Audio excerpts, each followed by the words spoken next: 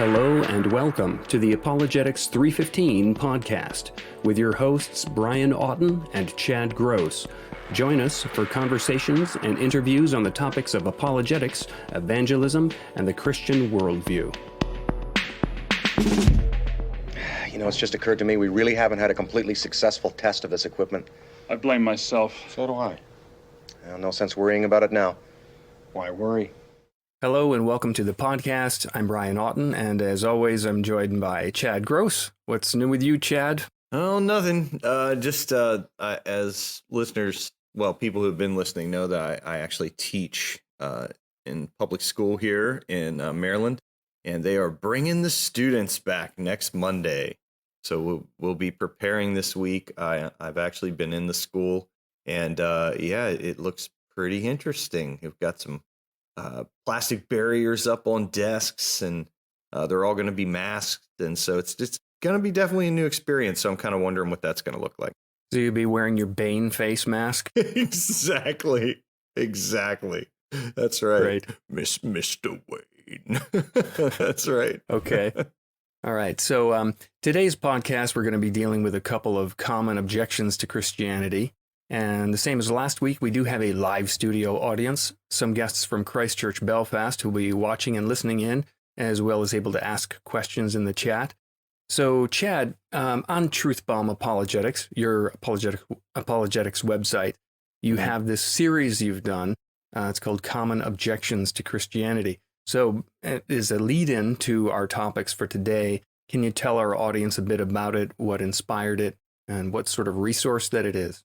Yeah, so been doing online ministry as well as ministry in churches for numerous years, and one of the things I recognized is that a lot of the same objections were coming up, and I thought maybe it would be useful to begin answering a lot of those what I call common objections using the work of noted thinkers within Christianity, and just allow people to have a resource to come to when they're curious about, hey, maybe there's an answer there on the Common Objection series. Also, it has become very useful in dialoguing with skeptics online. Sometimes I can just say, hey, I've actually addressed that here, or hey, this might be helpful to you. And so that's kind of the genesis of it. Is it just the idea behind it is to be a resource that's concise and quick. That you can read within a few minutes and get a decent, thoughtful response to an objection that's pretty common. Common. I kind of notice when, even in having done apologetics for some time, I'll still hear something, and the initial hearing of it will be like, ooh, it kind of shifts me back and makes me, gives me a feeling of, oh man, it makes me question for a moment. I realized, no, there's so many resources about this. And so yes, I can imagine if someone has not delved into apologetics, we want to encourage you and say, there are so many great resources out there. This is a great resource because you may have encountered these sort of things, and at the time you didn't know how to respond, or you felt taken aback, and maybe you did respond, and you're like, was that the right thing to say? So this is a great launching pad. And one of the first ones we want to look at is this objection. There is no evidence for God. I'll let you kind of intro that, but I think this is a real easy one that I hear thrown around, and it's like, well, there's no evidence for that. There's no evidence for that. The Bible being true, there's no evidence for that. So in this sort of category of there's no evidence for that, the first one is there's no evidence for God. And it's almost like thrown out as a fact. But right. Why don't you give us an intro to that, and we'll kind of explore that a bit. Yeah. So this one kind of came about by, again, dialoguing, particularly on Twitter, with certain skeptics, and also just reading certain skeptical tweets and seeing that, oddly, they kept making this claim, there is no good evidence for God, or attacking kind of the credibility of a Christian's intellect, because how can you believe when there's absolutely no evidence for God? And I started reflecting on that, and I reflected back to a time that I was actually I was a juror. And I remember the case was basically, just to give an outline of what the case was, is that there was a lawyer there with a man who claimed he was trying to get workers' compensation, and he claimed that he had been working a certain machine and had been electrocuted by the machine, and that the machine caused him to have tremoring in one of his arms. And then, of course, there was the lawyer that was arguing that the man had a prior history before he came, that the machine that he was using, actually, it wasn't even something, the way the man described what happened to him, it couldn't even have happened. And what dawned on me is that throughout the trial, there were different pieces of evidence that were put forth. Some of them were documents. Some of them were explanations of the working environment. Some of them were background of the man's life prior to this supposed incident that happened. But one of the things that happened that I remembered is that when the jurors, you go back in a room and you're to discuss the verdict. And I remember that we all agreed within about 5 to 10 minutes that the defense had presented a pretty poor case, and that the client, based upon the evidence and the arguments we had heard, was pretty far from credible. But at no time in that period did anyone around the table say, well, the defense offered no evidence, or the defense offered no arguments, right? On the contrary, we actually all agreed that the evidence presented was poor, but it still counted as evidence. And so we may not have found the evidence persuasive, we may not have found it convincing, but it still counted as evidence. And of course, the lesson there is that there's strong evidence, there's weak evidence, but that it all still counts as evidence. Mm-hmm. And so I started applying this to this question of, there is no evidence for God. And of course, we can tease out in a second. I think you want to speak to that point of what's the difference between arguments and evidence, or are they synonymous or whatnot?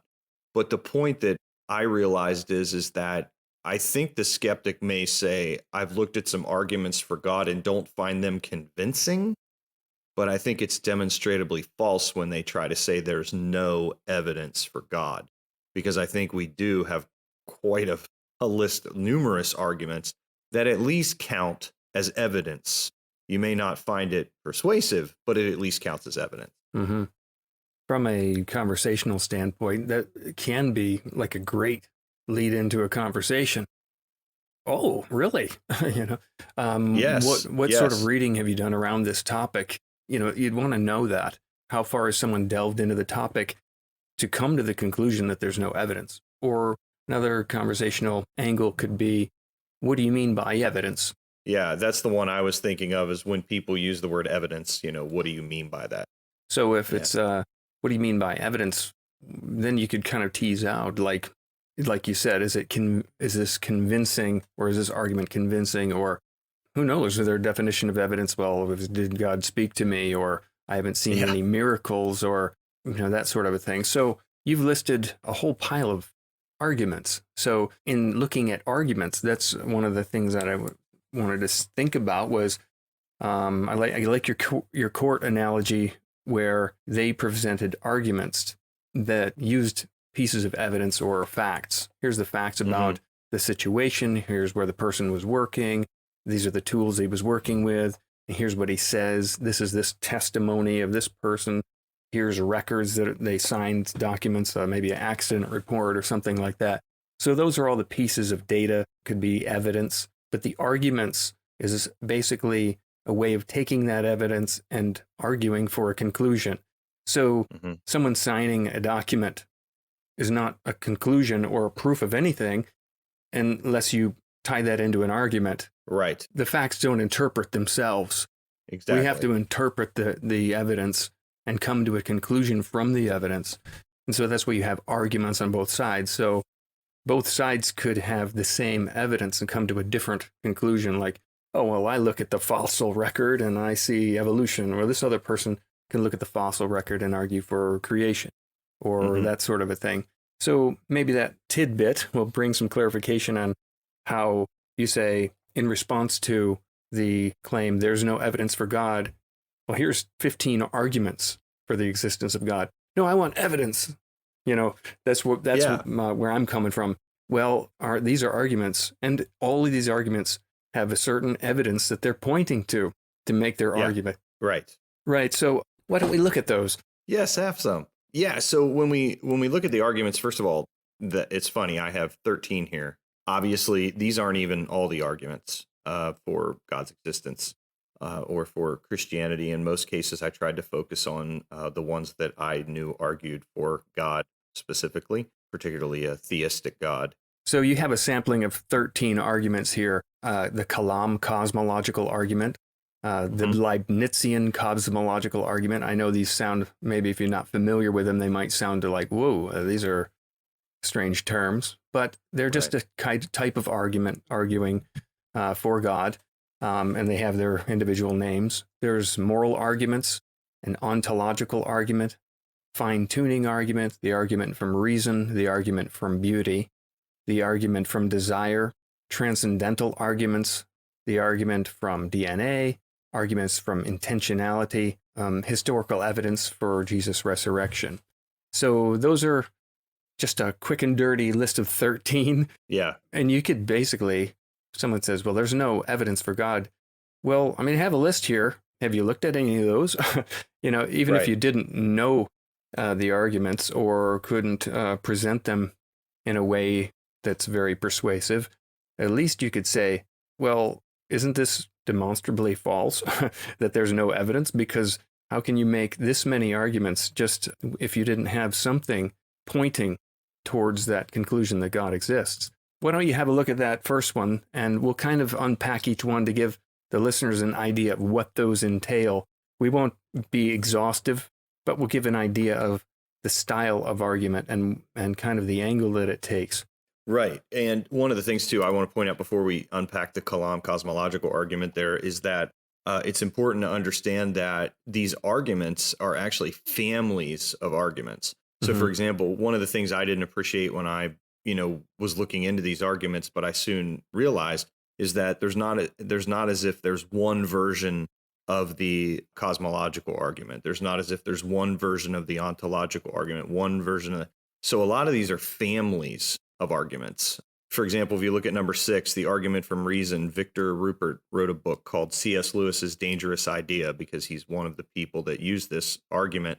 And lo and behold, I didn't know that there are 8 different versions of this argument. And so keep in mind that, there's 13 of them here, but in many cases, these are families of arguments and not just one argument. Yes. Yeah.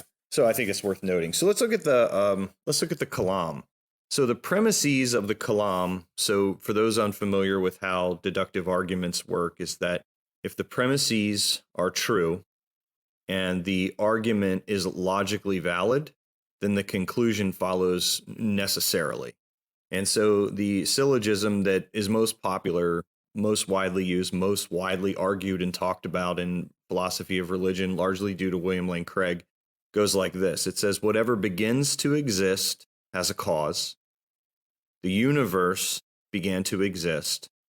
Therefore, the universe has a cause. So in defense of premise 1, whatever begins to exist has a cause, Craig argues first that something cannot come from nothing. He just talks about how that's our everyday experience, how things just don't pop into being out of nothing. That he would actually argue that is a irrational belief. He says that that's more outlandish than a magician pulling a rabbit out of a hat, because at least the magician has the hat and the rabbit. In defense of premise 1, he also says if something can come into being from nothing, then it becomes inexplicable as to why just anything and everything doesn't come into being from nothing. So in other words, why aren't things just popping into existence left and right? Why is nothingness so discriminatory? In other words, finally, he argues that just common experience and scientific evidence confirm the truth of this premise. And so in other words, it's constantly being verified and it's never falsified. Even if, skeptics will bring up quantum mechanics and they'll say, well, what about on the quantum level? But still, even there's a number of different interpretations of those equations. And even in that sense, it's my understanding that there is still something that is happening within. This is not an example of something coming from nothing. And so that's kind of for premise one. And then premise two, the universe began to exist. This is supported by just a numerous piece of evidence. I actually have a blog post that lists 7 different reasons we have to believe that the universe began to exist. And the ones I use are just either scientific or mathematical, but there's also philosophical reasons that we have to believe the universe began to exist. One of these is the expanding universe. A lot of people know the name Edwin Hubble. He saw that the galaxies were moving away from us. And this implies that if we could watch a recording of the history of the universe in reverse, we would see all matter in the universe collapse back to a point that's mathematically and logically nothing. And this, of course, is precisely what Einstein predicted with his general theory of relativity that says space, matter, and time are co-relative. Einstein's theory, of course, has been verified to 5 decimal places. And then, of course, to support premise 2, the universe began to exist, we have the second law of thermodynamics. Thermodynamics, of course, is the study of matter and energy. And the second law of thermodynamics states, among other things, that the universe is running out of usable energy. So the way I like to think of it and explain it to people is that think about the universe like a flashlight. If I left a flashlight on overnight, of course, the intensity of the light by morning would either be really dim or it would be completely out because the batteries have used up most of their energy. Well, the universe is like a dying flashlight. It only has so much energy left to consume. So the universe must have had a beginning, because if it had always been here, then the universe would have run out of usable energy by now. Another way to think of it is like a wind-up car, right? You wind up the car, a kid's toy, you put it down. Eventually, it's going to run out of energy. We see similarities between that and the universe. Now, when we get to the conclusion, therefore the universe has a cause, based upon premise 1 and 2, we can make some inferences, right? We can conclude that whatever this cause is spaceless, timeless, and immaterial, right? Because there was no space, there was no time, there was no matter. Okay. We can conclude that it's all powerful because it was able to create out of nothing. We can also conclude that it was personal because it made the choice to create. And so we have a personal, all-powerful, spaceless, timeless, immaterial being from this argument. And I would say that's a pretty good, defenders of the Kalam would say that is a pretty good starting definition of God. That's probably the top of the list as far as cosmological arguments that are probably the most popular. Cosmological arguments argue from existence of the universe. The second one that you mentioned there was the Leibnizian cosmological argument. I'm not going to go into as much depth on this as the Kalam, but it's basically named after Leibniz. This is saying anything that exists has an explanation of its existence.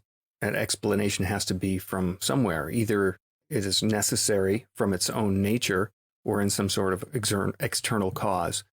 And so if we laid out the premises of that, which I won't go too deep into, if the universe has an explanation of its existence, that explanation is God. The universe exists, therefore the universe has an explanation of its existence, therefore the explanation of the existence of the universe is God. Those take a little bit of more time to unpack, and so I don't want, for those who are listening, especially wondering, well, gee, you listed 13 there. How long are we going to take on these? I can't keep up. Well, the point is we're not going to go deep enough to have to comprehend them and understand them all. But to make the point that there's quite a bit of depth, like piles of depth, as far as it comes to when people have looked into the question and explored the evidence for God. You have a couple of cosmological arguments. One is that, hey, the universe began to exist. What's the cause? The Leibniz version of the cosmological argument is more like, hey, there has to be some sort of reason for this existence of something. Even if the universe, if you could show that the universe has always been there, you'd still be wanting an explanation. My favorite illustration of this is like if you were walking in the forest and you came across this silver ball, you'd be like, well, this is weird. It has to have an explanation. Where did this come from? Why is it here? For all I know, it could have been there for all eternity.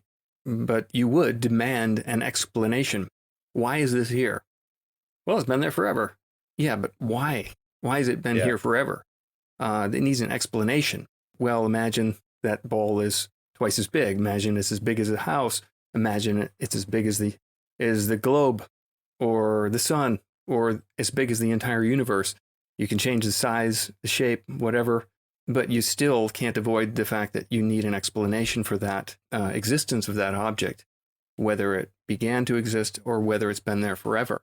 So I like that because for me, that's persuasive, because intuitively I feel like maybe they could find something new in science that would kind of disprove the Kalam. Who knows?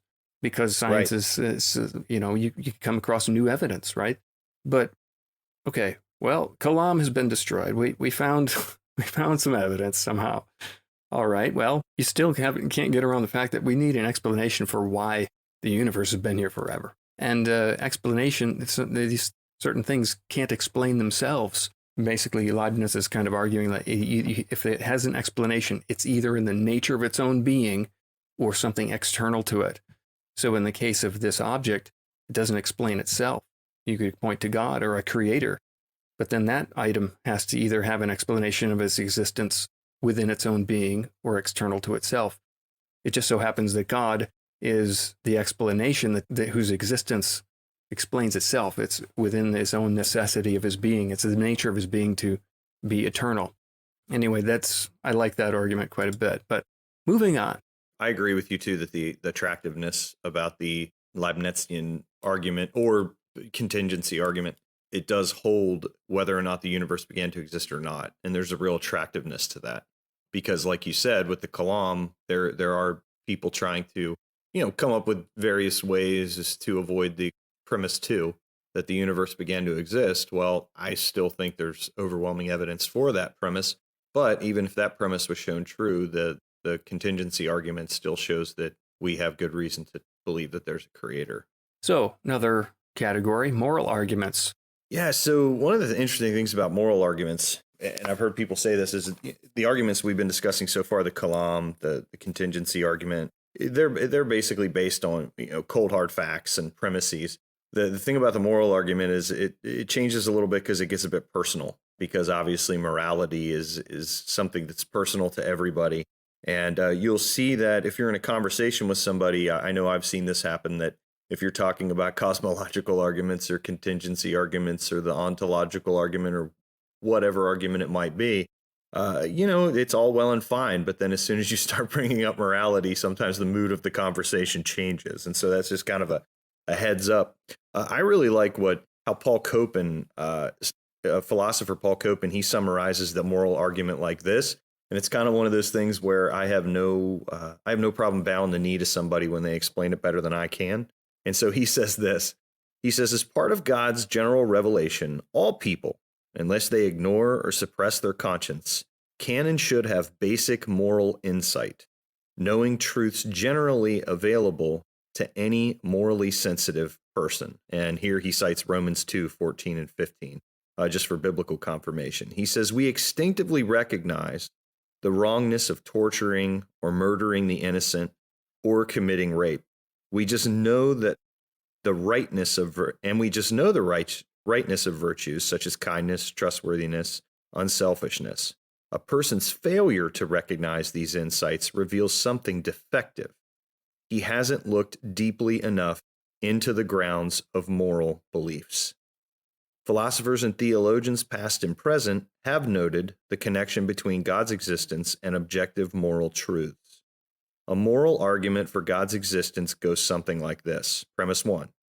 If objective moral truths exist, then God exists. Premise 2.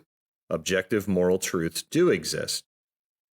Conclusion, therefore, God exists. If objective moral truths exist, where do they come from? The most plausible answer is God's nature or character. Even many atheists have admitted that objective moral truths, which they deny, some, don't fit an atheistic world, but would serve as evidence for God's existence. And so basically the moral argument says, hey, we all apprehend through our personal experience these things that impress themselves upon us as right and wrong. And of course, we're arguing what is the best explanation of those moral truths that everyone seems to apprehend. Yeah. There's a version by William Lane Craig that kind of goes like this. If God does not exist, objective moral values do not exist. But, number 2, objective moral values do exist. Therefore, God exists. So obviously these need unpacking. That one would be like, wait a minute, what? Sometimes. So I like another version. It's like this. Every law has a lawgiver. There is a moral law. Therefore, there is a moral lawgiver. I like that one for the simplicity of it. But you can kind of use them all to argue generally that there are moral values and duties that we can't deny. We wouldn't be arguing for specific ones because people can disagree about them. But the reason they disagree is because they just have a different sense of what those moral things should be. But words like should, ought to, must, right, wrong, these are moral words. They're prescriptive, not descriptive. So when there's this prescriptive language, you shouldn't talk like that. You shouldn't do this. It's wrong to do that.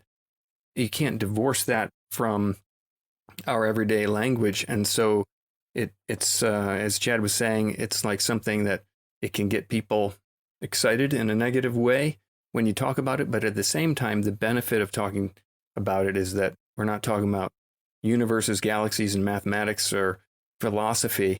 This hits home so hard and directly that if you can argue in a winsome way, in a way that's clear and hopefully simple enough to follow along, then I think it can be quite persuasive.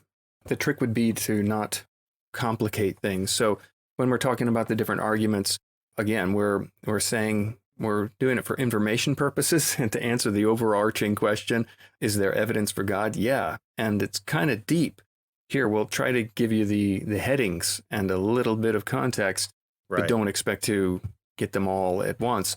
But if there are certain things that sort of resonate with you and you think, well, I kind of like this idea of making a positive case, that is for Christianity or for my belief, like the scripture says, always be ready to give an answer for those who ask. Well, what persuades you that God exists? What reasons, what arguments? Of course, for your personal experience, but beyond that, if you had to show someone else, here's the good evidence for God's existence, what persuades you? Those are the best arguments to choose when speaking with other people, because it's hard to persuade someone with an argument you don't understand yourself.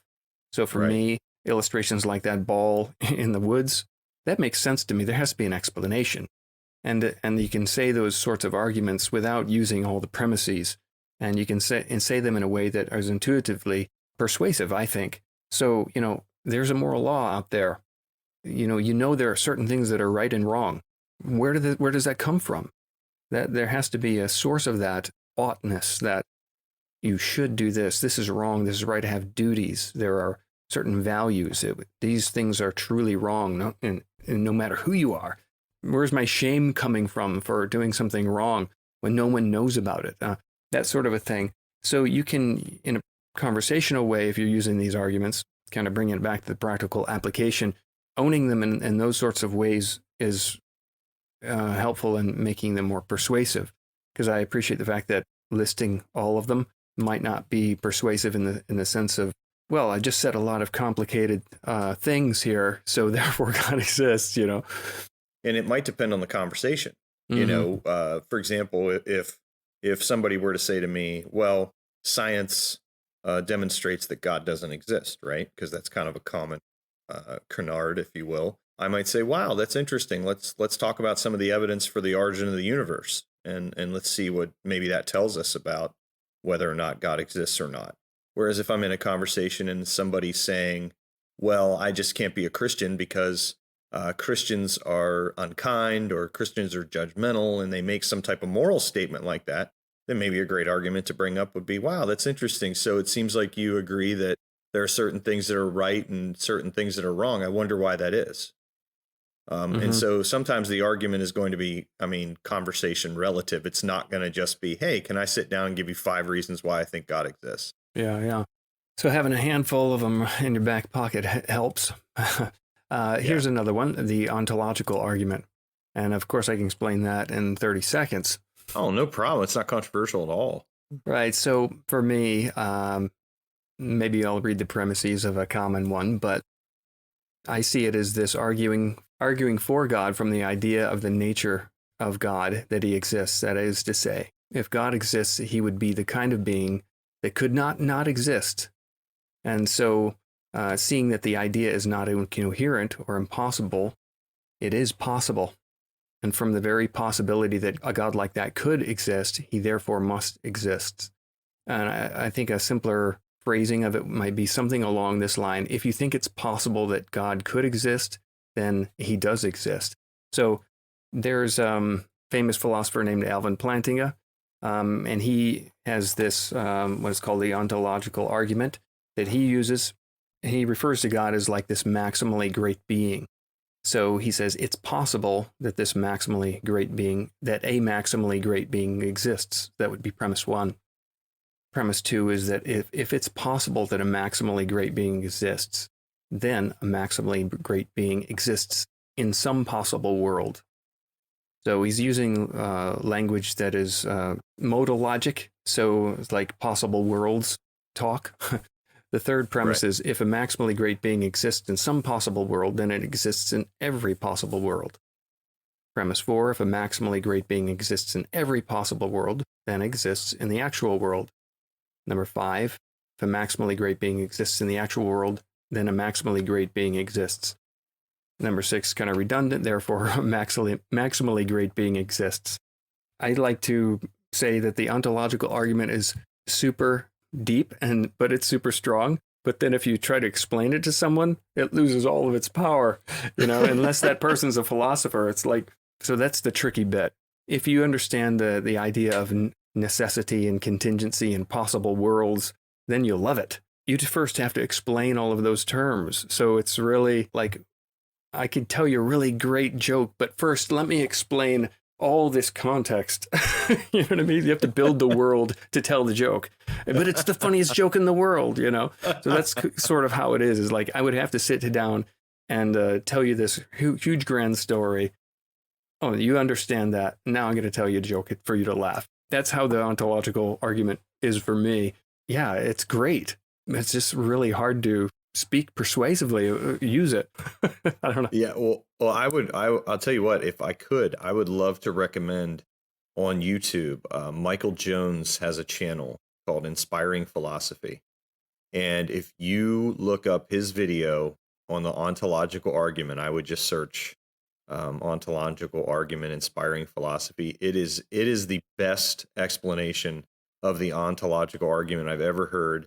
And it is about as close to getting the cookies on the bottom shelf, if you will, kind of making it layman's understanding as I've ever seen. It was the first time for me after watching that video that I thought, oh, okay, I get it now. It was one of those experiences for me. It's been up for quite a while, many years, but it is so good. So I just like to highly recommend that. All right. So there's another argument category, ontological arguments. Fine-tuning argument would be one of another category of design arguments. So I think we'll kind of just give a brief summary as possible for the rest of these. But there are a family of arguments for design. So fine-tuning argument would be something like looking at the nature of the universe and how it's fine-tuned for life, all the different cosmological constants and things of that nature. It basically construct another argument or premises that lead to a conclusion that this is due to design. It's not accident, it's not chance or physical necessity. It doesn't have to be that way, but it is that way. Why? Well, it's not these other things. It has to be designed. So a fine-tuning argument for the universe fitness for life, that would be one of a design argument. William Paley has sort of like his famous watchmaker argument, basically saying if you're walking in the woods again and you pass this ball, we can make a story about you're walking the woods and discovering God, you know. But the other thing you discover, if you're walking along and you find this watch, you pick it up.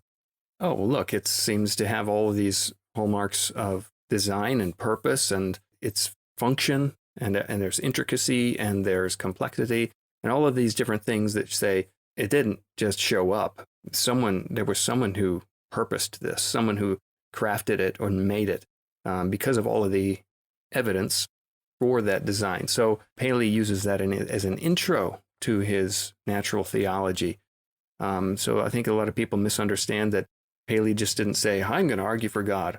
A watch. I'll use a watch. That's just the introduction to this entire tome where he goes through nature and he says, look at this design in nature. Look at that design in nature. Look at this part of the physical body. Look how nature and seasons and systems within systems and all the intricacy and everything's purposed for a reason. So I love Paley, and I hate the fact that everyone seems to try to discount him by saying something negative about a watch analogy. That's simply the intro to an entire litany of evidences, in my opinion. Yeah. Arguments from reason, arguments from beauty, arguments from desire. You could elaborate on a lot of these. Anyone you would like to pick there, Chad? I think the argument from DNA is pretty fascinating. Mm-hmm. Philosopher of science, Stephen Meyer, in his book Signature in the Cell, he argues that embedded in DNA is actually a genetic code that contains the same type of information that is identical in its organization to a digital code that computers operate on. And of course, Meyer makes the case that if the code the computers operate on require a designer, then so does the digital code that's found in DNA. Mm-hmm. And I think that argument is fascinating. When you get into, okay, within the DNA, there's the physics and the chemistry, right? But that doesn't explain why why it is arranged the way it is to give information, to offer information and function. And so to me, that's a really fascinating argument. Mm-hmm. Mm-hmm. Another sort of family of arguments is, we mentioned there, are the transcendental arguments. So these are basically meta arguments in a way. This is the argument that attempts to prove the existence of God by arguing that such things like logic, morals, and science ultimately have to presuppose a supreme being, and that God must therefore be the source of logic and morals, things that are immaterial, that we basically are required for us to even reason or to have morality. They're like preconditions. And so they are arguing from things that are transcendent, that transcend the world and our experience. It's another category where there's like all kinds of transcendental arguments. If you really want to see the transcendental argument in action, check out Greg Bahnsen, the late Greg Bahnsen's debate with Gordon Stein. Once again, available on YouTube, Gordon Stein and Greg Bahnsen, and it really lays out. Bahnsen was the, what do they call? They call Dawkins Darwin's pit bull. I guess you could call Bahnsen the transcendental argument pit bull, maybe. Yeah. And would that be fair? I think so. You presuppositionalists out there, I hope that's a fair characterization. I think it is. I mean it to be. Anyway, I think that's as good example as you're going to hear of the transcendental argument kind of in action. One that I think everybody should sort of delve into if you're saying, well, I want to be able to defend my faith. I think the resurrection is the central thing. A good book would be The Case for the Resurrection of Jesus by Gary Habermas and Mike Licona. And it's just a real simple introduction to making a case for the resurrection of Jesus. Do you have any thoughts on this, Chad? No, I completely agree. I mean, I was turning to 1 Corinthians 15 when you were talking and encouraging people to look into that. And here Paul, I mean, he even says, now, if Christ is preached as raised from the dead, how can some of you say there is no resurrection of the dead? But if there is no resurrection of the dead, then Christ has not been raised. And if Christ has not been raised, then our preaching is without foundation, and so is your faith. And so Paul is saying there, look, or we're basing the truth or falsehood of Christianity on this idea that this event really happened in history and that you can look into it. One of the approaches I love to use is that there you can use an acronym CASE, and the C in CASE stands for the crucifixion of Jesus. That's an established fact that the majority of believing and unbelieving scholars hold to. A stands for the appearances, meaning that Jesus's disciples truly believed that they claimed that he appeared and they really believed it. The S would stand for skeptics, people like James, the Lord's brother, and Paul, who, claiming after the experiences they had with Jesus, they changed and turned to Christianity. And then finally, E for the empty tomb. And then, of course, you take that approach and you say, okay, here are these established facts that the majority of believing and non-believing scholars, would say happened or are historical facts. Now, what's the best explanation of those facts? And of course, we argue that the best explanation is that God rose Jesus from the dead. And for more on that, I was going to recommend the same book you did by Habermas and Licona. And then, of course, Craig's work, The Sun Rises. His book on that is really helpful too. Mm-hmm. Cool. All right. Now, for those local studio audience participants, so Josh says, from my experience in university, there are students who really don't have an interest in discussing, but are happy for us to have different truths. Okay, so the question revolves around a postmodern approach to life and philosophy. I've kind of come across this on occasion where I even remember a certain family member who, I was talking to them about Islam or something, and I was shocked. She's like, well, that's true for them. And I thought, what? True for them? Like, as if, okay, if you believe Islam, that's okay, because, well, even though it teaches something completely different, well, you can stay on that path and it's true for you. Now, I think, I know you have some thoughts here, Chad, but my first impressions of that sort of view is that it's like, just doesn't mesh with reality. But I don't think people have really thought about the implications of it. And so I would want to question them along that line. And what I mean is that when I say that they don't think they've thought about it, is because to me, it's more of like a convenient way of not confronting the hard questions. Correct. I tend to think it's an easy way out. If the discussion's about the existence of God, you can believe what you want to believe.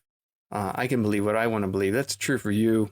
You really, and it's kind of like them saying, you really seem passionate about this, and I don't agree with you, but I haven't thought through my reasons, and I am not going to persuade you. So I'm happy for you to just believe what you believe, and I'm going to go on believing because I've already decided I'm going to believe what you're going to believe. And nothing you're going to say is going to persuade me anyway, because sure, there's no evidence for God, for instance. Now, that tends to be my take on it. That seems to be what's been true for me. No, I would say that's been my experience. That's been my experience, right? But it would make me want to ask questions if someone were to say, well, you've got your truth and they've got theirs. And I would start by the questions like, what do you mean by that? I really want to know, what do they mean by that? Do they really think that I can have a view that contradicts theirs and we're both fine? The definition of truth is that which corresponds with reality. So if those two views are in disagreement, one is maybe corresponding with reality, but the other is not. Well, of course, they could both be wrong, but you can't have two contradictory views and that be okay. Now, there might be the follow-up question, how do we talk about that? But let me hear what you're thinking there, Chad. Yeah, Josh, I appreciate the question, and I'm going to echo a little bit of what Brian said here. I don't believe I've ever really met anybody who's postmodern, and what I mean by that is that nobody's postmodern about how much money they have in their bank account. You know what I'm saying? Like you go into the bank account, you go into the bank and say, "Hey, I'd like to withdraw $50," and they say, "Well, you don't have any money in your account." And they say, "Well, according to my records, I have $350 in there," and oh. Well, that may be true for you. I mean, that person would not be okay with that. Nobody is postmodern when it comes to reading prescription bottles. As Brian said, these are just a couple things I wrote down as I was thinking. Nobody is postmodern about a diagnosis. If I go into the doctor and they say, hey, you have cancer, you have 6 weeks to live, get your affairs in order. Nobody is going to look at that doctor and say, well, that may be true for you, but not for me. My thing is people are selectively postmodern, and they're selectively postmodern typically about things that have to do with religion, morality.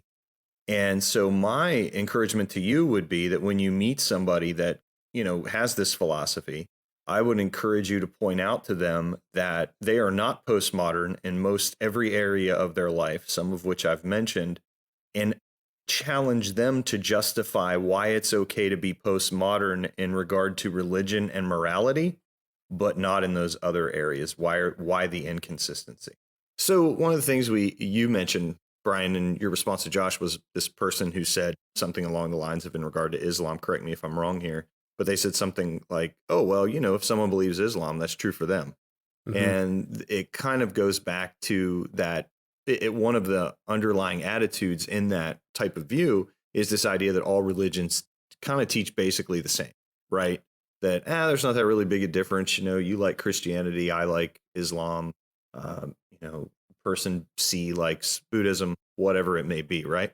On the surface, it seems kind of right. Like most religions have this similar moral code.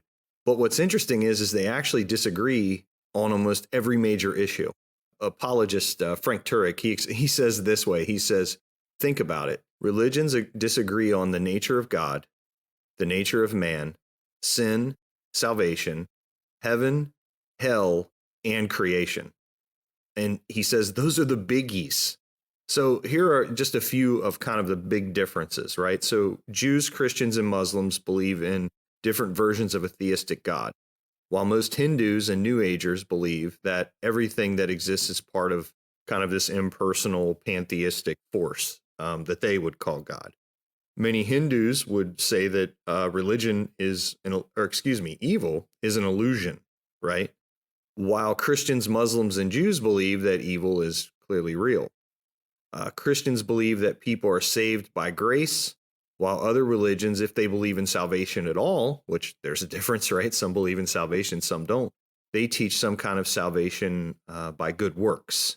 The definition of good and what it means to be saved, or what one has to do to be saved, varies greatly. And so this idea that all religions teach basically the same thing is, to me, just demonstrably false, because on almost every important issue, they patently disagree. Yeah.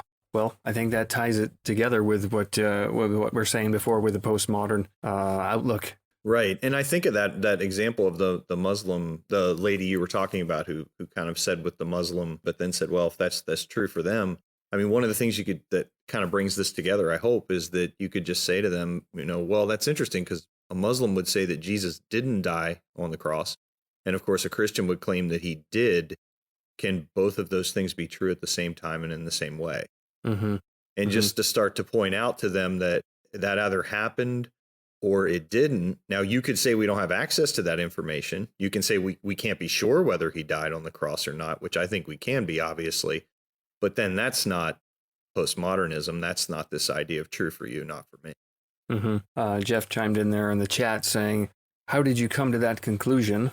Was a great line you gave me a long time ago. And since the inception of Reasonable Faith Belfast, we've always gone back to the tactics, Greg Kokel's tactics. Okay, well, that's all the time we have for today's podcast. I want to thank you for joining us and for your questions. And for those at Christ Church Belfast, thanks for joining us in the studio audience and for submitting your questions. For those listening on the podcast, if you have a question you'd like us to address, just message us, feedback good or bad. Also, you can email us at podcast@apologetics315.com. You can leave a voice message with us as well through SpeakPipe. You can find those links to that service on today's podcast page at the website. Remember, if you include a Ghostbusters quote in your question, we guarantee to read it. Also, if you've enjoyed today's podcast, please leave a review in iTunes. If you have not enjoyed it, please don't leave that review. Just send us some hate mail and we'll try to fix it for next time. We'd appreciate it if you share this episode with a friend if you found it useful.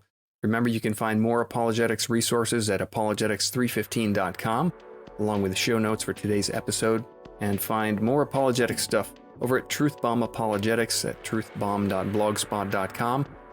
This is Brian Auten And Chad Gross for the Apologetics 315 podcast, and thanks for listening. Buying a home can feel like navigating uncharted waters. Redfin agents can help. They'll answer your questions with honest advice so you know exactly what you're getting into. They'll also help you tour as many homes as you want and show you what it takes to make a winning offer. With a Redfin agent on your side, you can sail straight to your dream home. Local expertise from Redfin. That's real estate done right. Tour subject to property and agent availability. Virginia Office Falls Church, VA. 844-759-7732. Peacock fuels your true crime obsession with exclusive new originals like John Wayne Gacy, Devil in Disguise. He said to me, clowns can get away with murder. Dr. Death, the undoctored story. This guy's dangerous. And Epstein's shadow, Ghislaine Maxwell. She inherited Jeffrey Epstein's secrets. There was this whole other world going on. Plus the most bingeable crime series, Buried in the Backyard and Snapped. And with the Dateline 24/7 channel that's always on. Did you want her dead? You can't not obsess. Sign up now at peacocktv.com.